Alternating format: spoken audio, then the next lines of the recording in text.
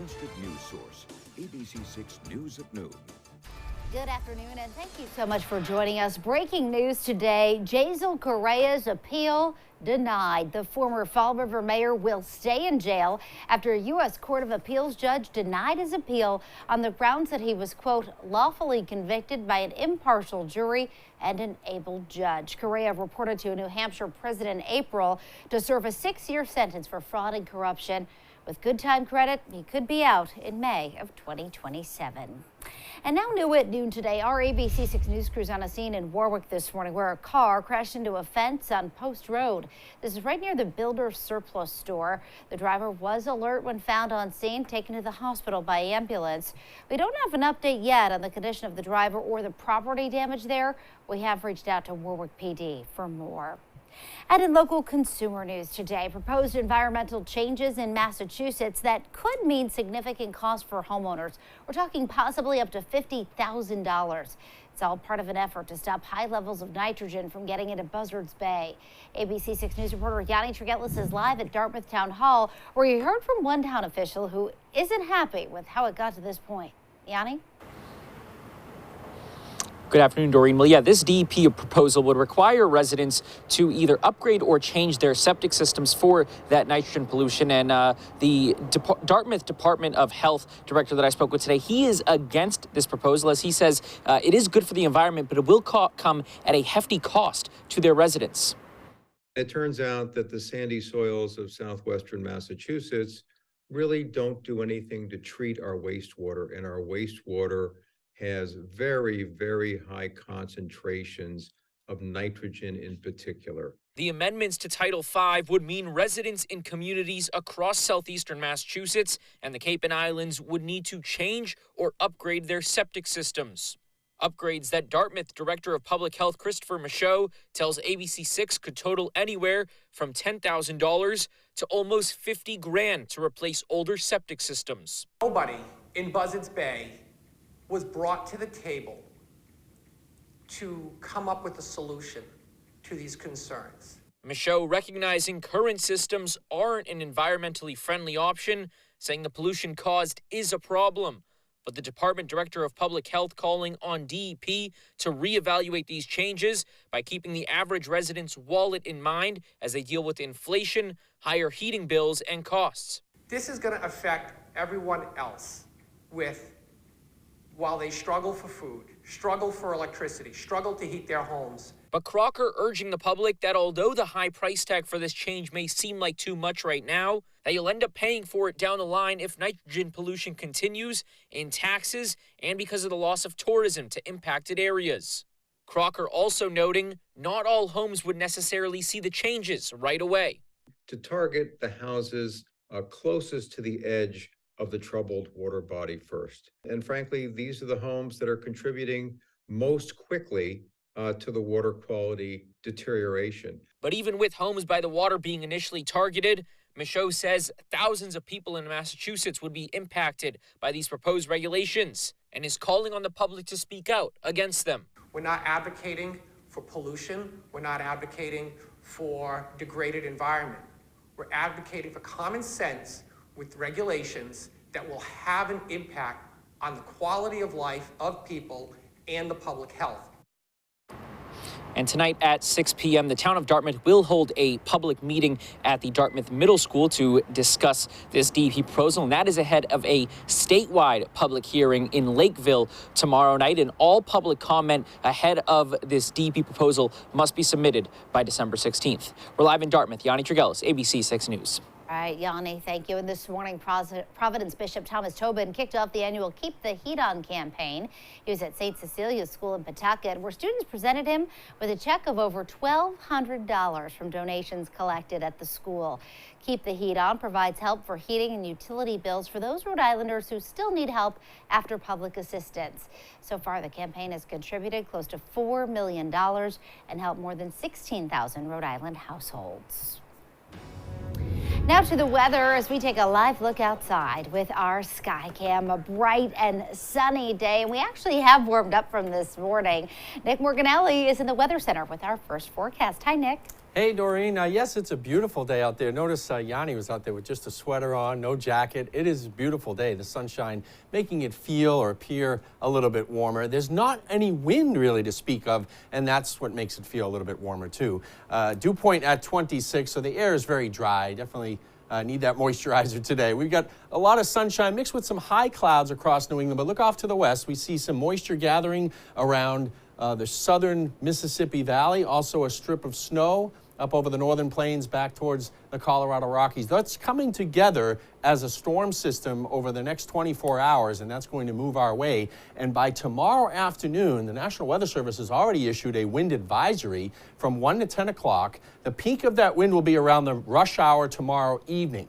And we're looking at gusts to 40 miles per hour or higher, and along the seacoast, perhaps 50 or higher, and that can do some minor damage. Here's the futurecast. Notice the cloud deck comes in and holds our temperatures in the upper 30s tonight, and by 7 a.m. we actually warm a little bit into the lower to middle 40s. We continue to warm with a southerly wind into the 50s tomorrow, but look at the wall of water coming in here after the lunch hour. It moves in, and the afternoon is very wet, torrential downpours at times, and that will bring in the wind as well during the evening. Notice by 8 o'clock tomorrow evening, it's all gone. We're going to break down the wind speeds for you and give you the timing on this situation a little bit more coming up with the 7-day forecast in just a little bit. Doreen? All right, Nick, thank you. We turn to our schools now, and a group made up of school board members, local organizations, and concerned parents calling for the resignation of Providence Public Schools senior advisor Joan Jackson this morning. This coming after a letter sent by some district leaders stating that Jackson has been abusive in the workplace. The letter suggests that Jackson has insulted interim superintendent Javier Martinez. The group not only calling for her resignation, but also an investigation into claims about her, saying she's caused a hostile and intimidating work environment. A lot of what has been discussed is not new, but the tipping point unfortunately became the letter that we saw a week and a half ago that highlighted the practices that we had been hearing on the ground that had finally been highlighted in the way that finally generated the attention it deserves. The district has never been like this before. So with the fact of the matter of that, we need to make sure that we hold her accountable, making sure that there is accountability across the board. Martinez is standing behind Jackson, telling the Providence School Board earlier this month that this is just gossip and rumor. New Bedford Public School Superintendent Thomas Anderson will be part of Massachusetts Governor-elect Maura Healey's transition. Healey announced that she's forming 6 different transition committees covering various policy areas to help her get ready to assume office. Anderson is set to serve on the Thriving Youth and Young Adults Committee, which will work to address learning loss from the pandemic and shape educational policy. And checking today's other headlines, Massachusetts state troopers arrest a Providence man on a list of charges, including OUI. State police say 26-year-old Tom Jones of Providence struck the center barrier on Route 93 South in Quincy Saturday morning, and a trooper stopped his car. Troopers say they then found an unlicensed gun, seen here, loaded with 13 rounds of ammo. Jones faces 11 total charges.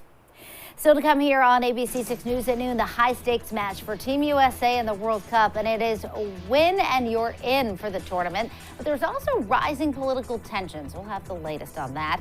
And later, the urgent push to avoid a potential nationwide rail strike, what the Biden administration is doing to step in.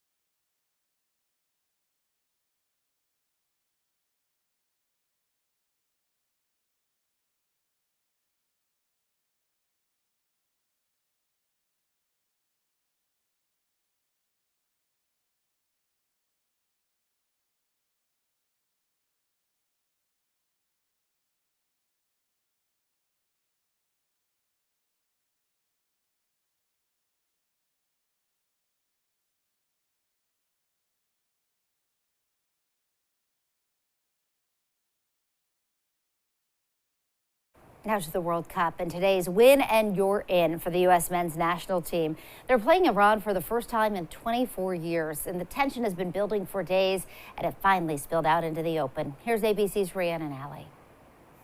Today's politically charged match between the U.S. and Iran grew even more contentious at the pregame news conference when a reporter for Iranian state TV turned to Tyler Adams, the captain of Team USA, and corrected Adams on how to say Iran. Our country is named Iran, not Iran. Please, once and for all, let's get this clear. The Iranian reporter then asked Adams about the discrimination against black people in the U.S. Are you okay to be representing the U.S. meanwhile there's so much discrimination happening against black people in America? My apologies on the mispronunciation of your country. There's discrimination everywhere you go.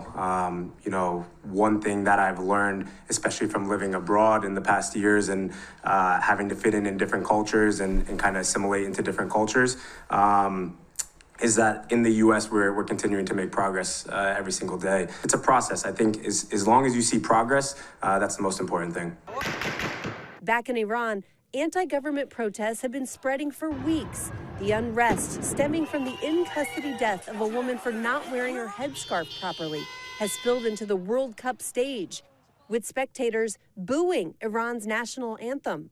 One protester even ran onto the field wearing a Respect for Women shirt. Meanwhile, Iranian state media has called for the U.S. team to be kicked out of the tournament after the U.S. Soccer Federation removed the Islamic Republic emblem from Iran's flag in this social media post, a move to show support for protesters in Iran. Rhiannon Alley, ABC News, New York. And today's match is a must-win for the U.S. Even a tie will result in Team USA's elimination from the tournament. Still to come here on ABC6 News at noon, the new actions President Biden and his administration plan to take, trying to avert a rail strike that experts say could devastate the economy.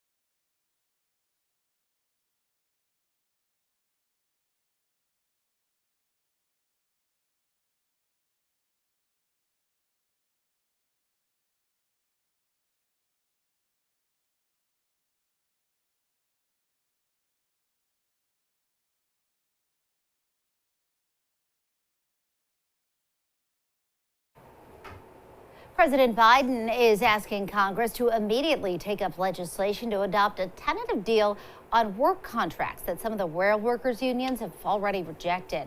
The White House says a strike would devastate the U.S. economy. Some experts estimate it would cost about $2 billion a day.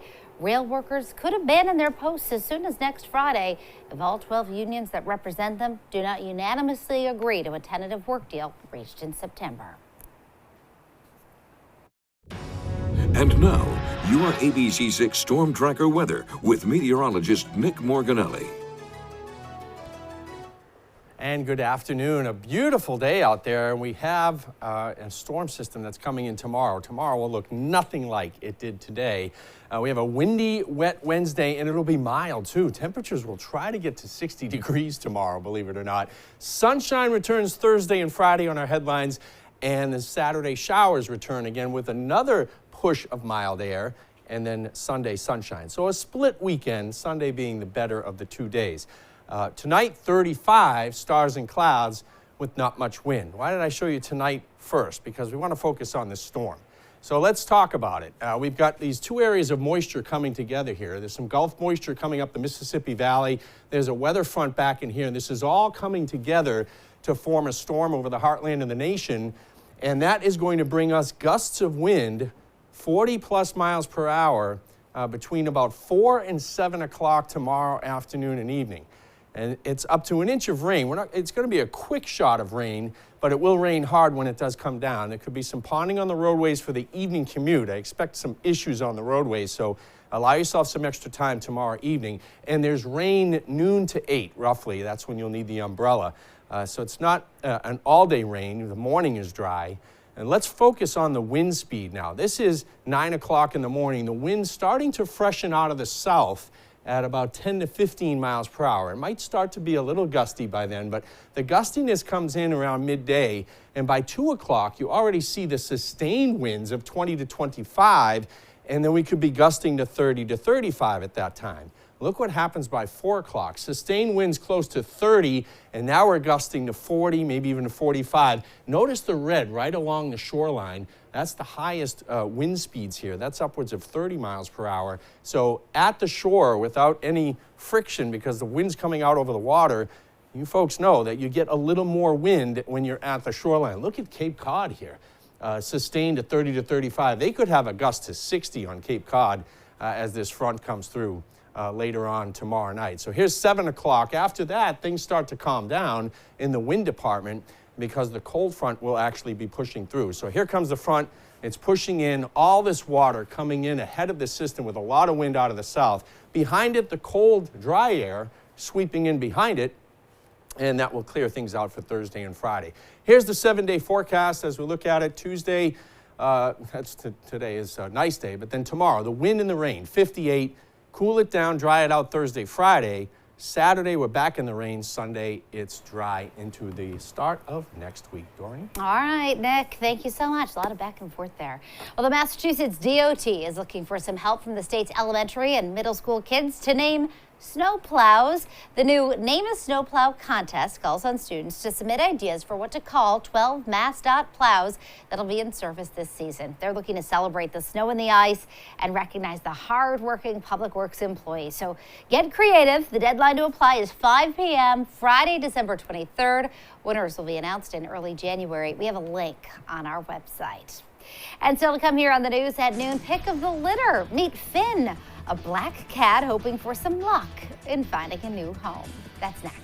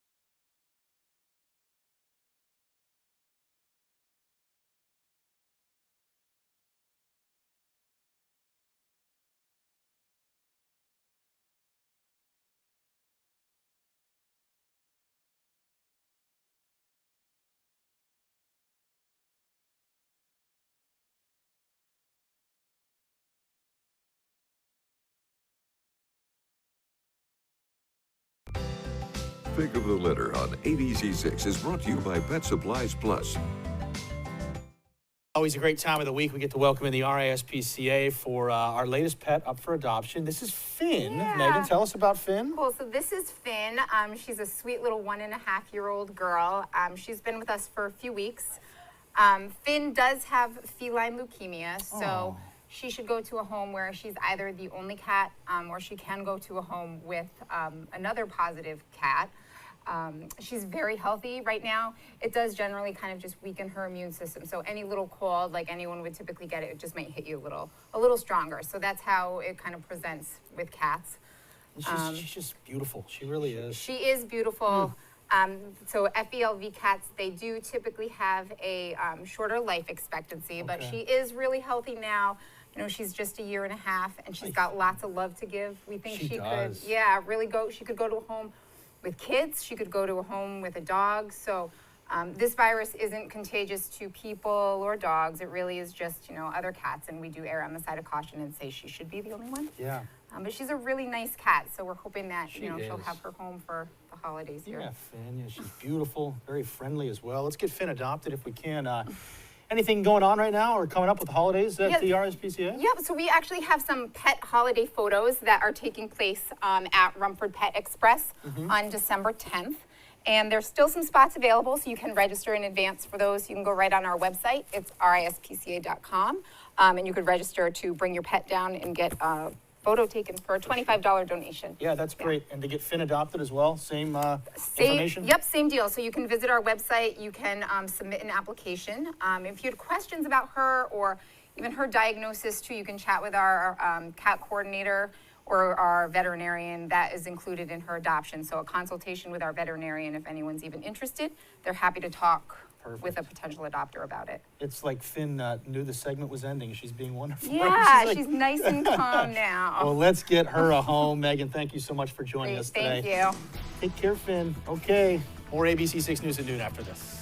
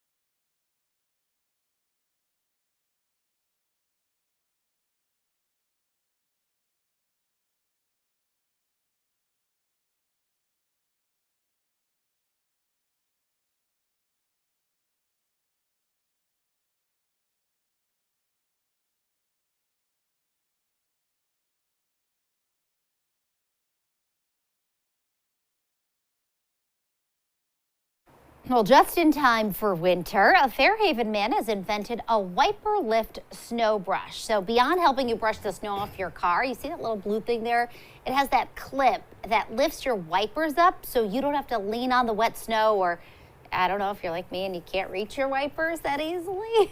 This is the same creator of the Stack-O-Lantern Halloween decorations, Sean Davis. We told you about him back in October. Hopefully, Nick, we have plenty of time before we need a snow brush, but it is available at wiperliftsnowtools.com. A local guy coming up with Well, thank goodness I don't see any snow in this 7-day forecast. Thank goodness, yes. And we'll show you that in just a minute. Let's first focus on the wind again tomorrow. We do have a wind advisory in effect, starts at 1 o'clock. So the worst of this wind will be between 4 and 7 o'clock tomorrow. See the map here. This is 5 o'clock with the coastal winds topping 40 to 50 miles per hour potentially tomorrow evening. So the evening commute is going to be tough tomorrow. After we get through that wet day, it's 2 nice days to end the work week. All right, yeah, just have to get through tomorrow first, right? Yes, yeah, absolutely. All right, and we'll be watching it, of course, for you. And thank you, everybody, for joining us for the News at Noon. The news continues first at 4. Have a great day.